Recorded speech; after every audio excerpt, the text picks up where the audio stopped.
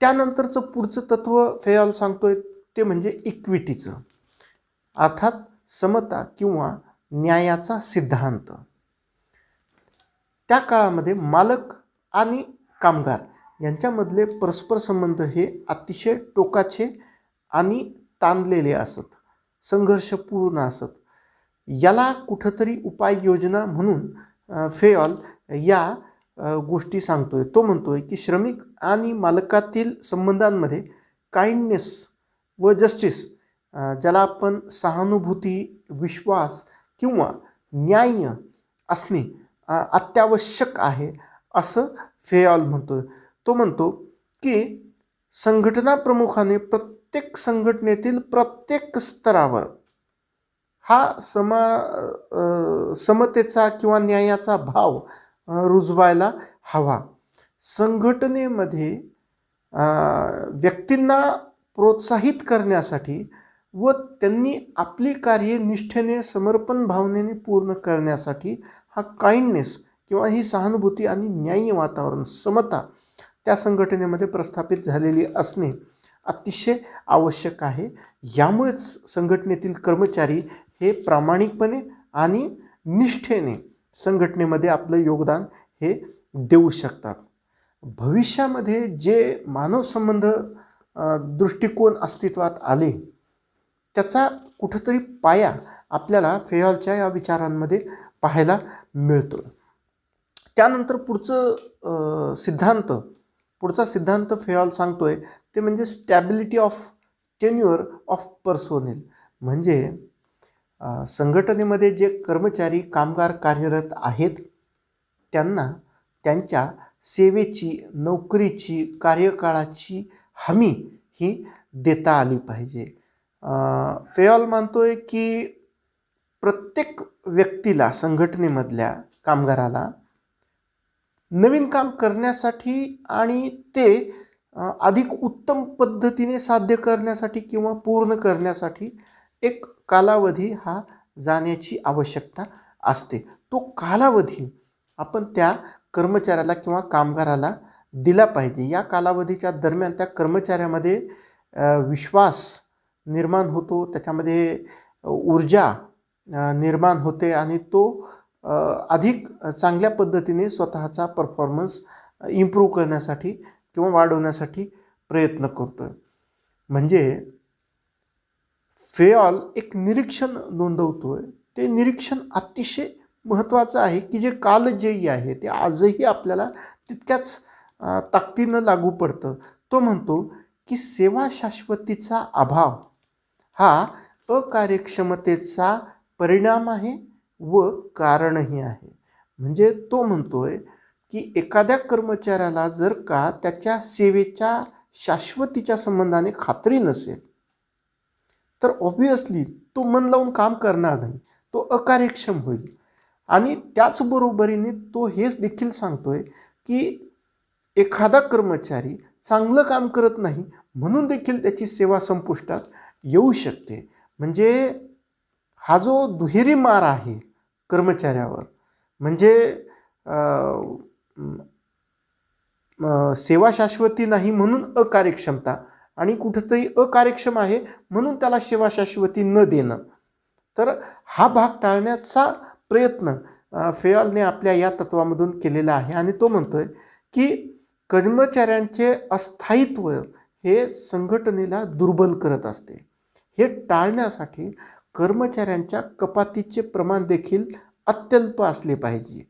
म्हणजे जे त्या काळामध्ये फेयॉलसारख्या, टेलरसारख्या विचारवंतांनी सांगितलं अपयशासाठी शिक्षा, की एखादा कर्मचारी टार्गेट पूर्ण करत नसेल तर त्याला काढून टाका, सेवेतून कमी करा.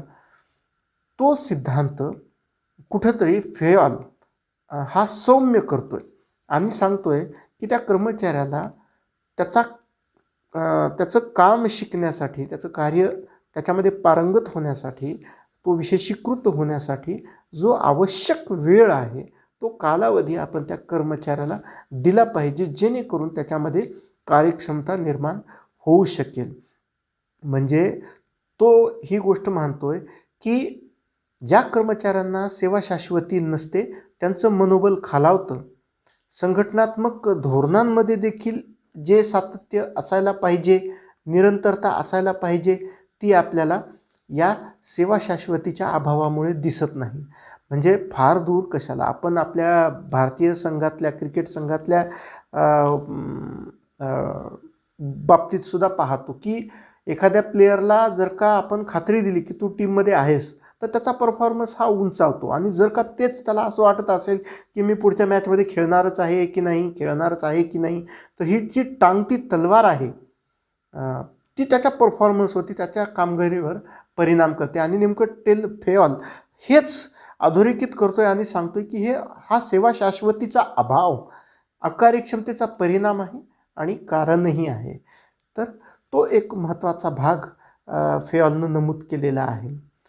पुढचा 13वा महत्त्वाचा संघटनेचा किंवा व्यवस्थापनाचा, प्रशासनाचा सिद्धांत फेऑल नमूद करतोय तो म्हणजे पुढाकार, इनिशिएटिव्ह. म्हणजे एखादी योजना योजून त्याचा यशस्वी अंमल करण्याची शक्ती म्हणजे पुढाकार, अशी साधी सोपी व्याख्या या इनिशिएटिव्हची किंवा पुढाकाराची फेऑलने केलेली आहे. काय म्हणतोय फेऑल की प्रत्येक कर्मचाऱ्याची एक विशेष अशी शारीरिक मानसिक क्षमता असतेच व व्यवसायाच्या मजबूतीसाठी त्या क्षमतेला प्रेरित करणे अत्यावश्यक असते. म्हणजे संघटनेच्या प्रत्येक स्तरावर उत्साह आणि ऊर्जेने कर्मचाऱ्यांनी कार्यपूर्ती करण्यासाठी त्यांना या पुढाकारासाठी व्यवस्थापनानं प्रेरित केलं पाहिजे. व्यवसायाच्या मजबूतीसाठी कर्मचाऱ्यांनी पुढे येऊन जबाबदारी घेणं किंवा काम करणं ही गोष्ट अतिशय महत्त्वाची आहे.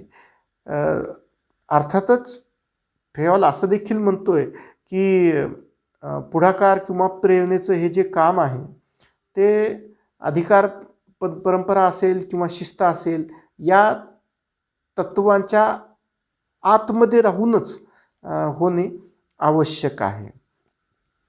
पुढाकाराच्या तत्वानंतर 14वा आणि अंतिम शेवटचं तत्व फेऑल सांगतोय ते म्हणजे एस्प्रिट दी कॉर्प्स.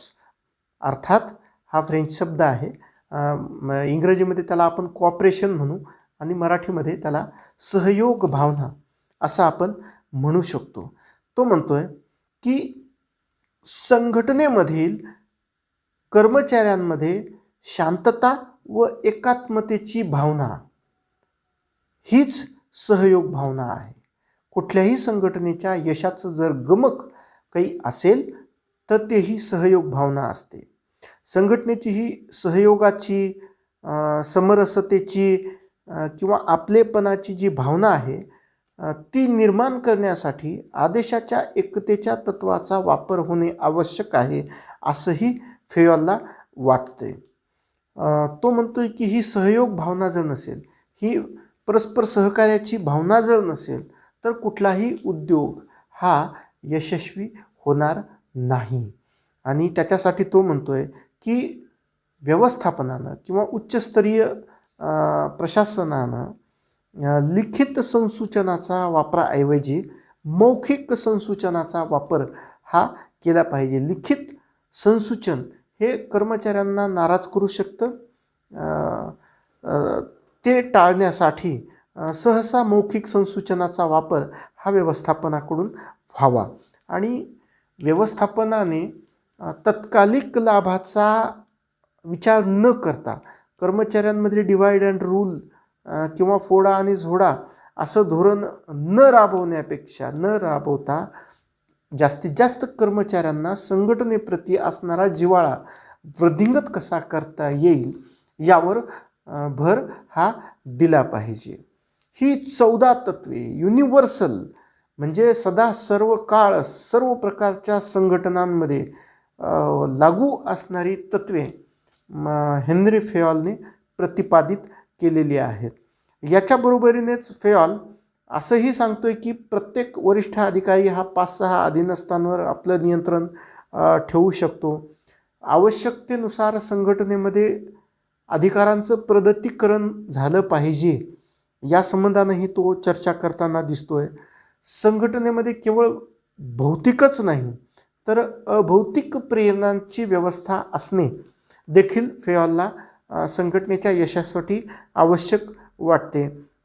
आणि सर्वात महत्त्वाचं म्हणजे अधीनस्थांसोबत किंवा संघटनेतील प्रत्येक कर्मचारी किंवा कामगारासोबत आपुलकीच्या भावनेने व्यवहार, मानवी व्यवहार होणे अत्यावश्यक असल्याचे देखील फेयॉल बोलून दाखवतो. ही 14 तत्वे संघटनेच्या किंवा प्रशासनाच्या व्यवस्थापन किंवा प्रशासनाची जी फेयॉलने नमूद केलेली आहेत, ही लोकप्रशासनाला एक फार मोठी देणगी मानता येते. आजही फेयॉलची ही 14 तत्वे तितकीच प्रासंगिक आणि उपयोगात आणली जातात. अर्थात या तत्वांवर टीका देखील तितक्याच मोठ्या प्रमाणावर करण्यात येते. पीटर ड्रकर सारखा विचारवंत म्हणतो की फेयॉलने जिवंत व्यवसायावर, लिव्हिंग बिझनेस ज्याला म्हणतो आपण, या जिवंत व्यवसायावर आदर्श अशा स्वरूपाची सार्वभौमिक यांत्रिकी नमुना थोपवण्याचा प्रयत्न हा केलेला आहे. म्हणजे तो म्हणतोय की या फेयॉलच्या तत्वांमध्ये कुठेतरी मानवी संबंध, मानवी व्यवहार हा दुर्लक्षित राहिलेला आहे. काहीसा यांत्रिकी दृष्टिकोन हा असल्याचं पीटर ड्रकरसारख्या अनेक विचारवंतांना वाटतं. आणि त्यामुळे ते टीका करताना म्हणतात की फेयॉलचे कोळशाच्या खाणीतले हे अनुभव आजच्या विशाल किंवा गुंतागुंतीच्या संघटनांचे प्रश्न सोडवू शकणार नाहीत. आज ती गैरलागू ठरू शकतात अशी ही एक भीती फेयॉलच्या या सिद्धांतांच्या बाबतीत बोलून दाखवली जाते. याशिवाय आदेशाच्या एकतेवर अनेकांनी टीका केलेली आहे की आजचा काळ हा स्पेशलायझेशनचा काळ आहे. इथं एकाच व्यक्तीकडून सर्वच कार्यांसाठी आदेश मिळणे काहीसं अप्रासंगिक आणि अव्यावहारिक आहे असं देखील अनेकांना वाटतं.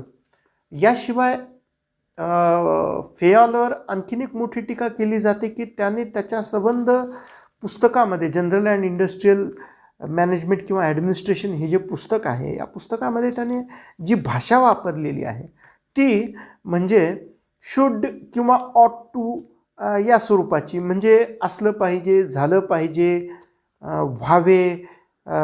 तर अशा स्वरूपाच्या या बाबींमुळे जे वास्तविकता आहे त्याच्यापासून नाळ तुटलेली पाहायला मिळते. आणि फेयॉलचे जे कथन आहेत हे काहीसे काल्पनिक आणि आदर्शाच्या पातळीकडे जाताना आपल्याला दिसतात. तर ती देखील एक मोठी टीका फेयॉलवर करण्यात आलेली आहे.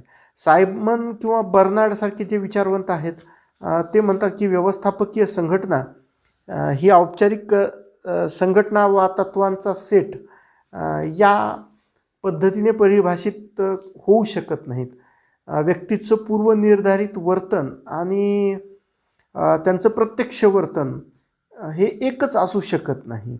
ज्या साचेबद्धपणाने फेयॉलने 14 तत्व सांगितलेली आहेत, प्रत्यक्षात तशीच परिस्थिती, तसंच वर्तन हे कामगारांकडून किंवा संघटना सदस्यांकडून होईलच याच्या बाबतीत खात्री देता येत नाही. आणि जो एक महत्त्वाचा टीका म्हणून आपण फेयॉलवर केली जाते ती ही आहे की सामाजिक, मानसिक किंवा भावनिक कर्मचाऱ्यांच्या ज्या गरजा आहेत त्याच्याकडं या सिद्धांतानं फार मोठी उपेक्षा केलेली आहे. खूपच मोठ्या प्रमाणावर ते दुर्लक्ष फेयॉलसारख्या विचारवंताकडून झालेलं आहे. अनेक जण असं देखील म्हणतात की याच्यामध्ये कार्यात्मकतेवर जितका भर दिलेला आहे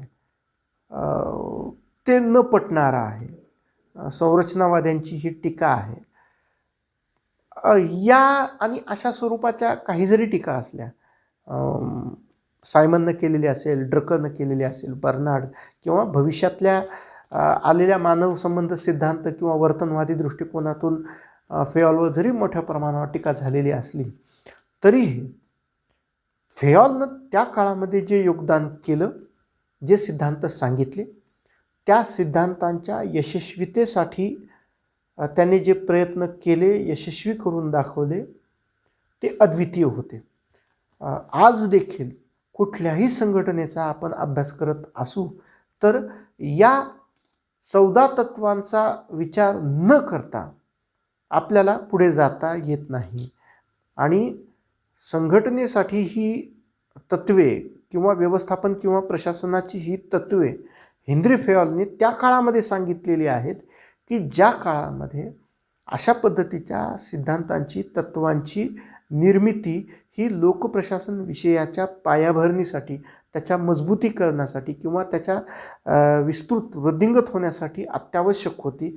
त्या काळामध्ये हेनरी फेयॉलनं आपले हे सिद्धांत अतिशय अभ्यासपूर्ण पद्धतीने, चिंतनयुक्त पद्धतीने मांडलेत आणि ते सिद्ध करून दाखवले, यशस्वी करून दाखवले. आणि हेच फेयॉलचं मोठं योगदान आहे, त्याचा मोठेपणा आहे.